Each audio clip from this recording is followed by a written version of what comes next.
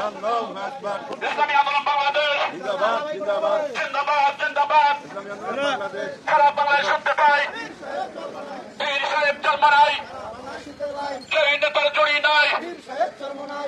সম্মানিত 4 নং ওয়ার্ড বাংলায় পীর সাহেব হুজুরের মনোনীত গঙ্গাচড়া 1 আসনের সংসদ সদস্য পদপ্রার্থী পাকার এমপি প্রার্থী জননেতা এটিএম পোস্টারে যার ছবি নাই তিনি হচ্ছেন এটিএম গোলাম মোস্তফা বাবু ভাই। পোস্টারে যার ছবি নাই এটিএম গোলাম মোস্তফা বাবু ভাই। আপনার আমার পাকা মার্কা রংপুরে 1 আসনে গঙ্গাচড়া ও আংশিক সিটি কর্পোরেশনের ইসলামী আন্দোলন বাংলাদেশ মনোনীত হাতপাকা মার্কার এমপি পদপ্রার্থী জননেতা এটিএম গোলাম মোস্তফা বাবু ভাই। ব্যাপক গণসংযোগ চলছে রংপুরের 4 নম্বর ওয়ার্ড কুকরুল বাজারে।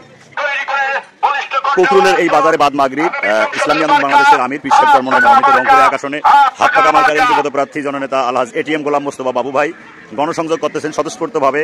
এই গণসংযোগে অংশ নিয়েছেন রংপুর জেলা ইসলামী আন্দোলনের সেক্রেটারি মাহমুদ রশিদ রিপন সরকার, ইসলামী যুব আন্দোলন রংপুর জেলা শাখার সাধারণ সম্পাদক মোহাম্মদ শরীফুল ইসলাম। উপস্থিত আছেন গঙ্গাচড়া উপজেলা শাখার নেতৃবৃন্দ সহ 4 নং ওয়ার্ডের ইসলামী আন্দোলন শ্রমিক আন্দোলনের নেতৃবৃন্দ উপস্থিত আছেন। ব্যাপক এই গণসংযোগ চলছে কুকরুল বাজারে। সংসদ সদস্য পদপ্রার্থী পাকা মার্কার এমপি প্রার্থী জননেতা এটিএম গোলাম মোস্তফা বাবু ভাই। জননেতা এটিএম গোলাম মোস্তফা বাবু ভাই আপনাদের সাথে সাক্ষাৎ করছেন। আমরা সকলেই বরিষ্ঠ কণ্ঠে আওয়াজ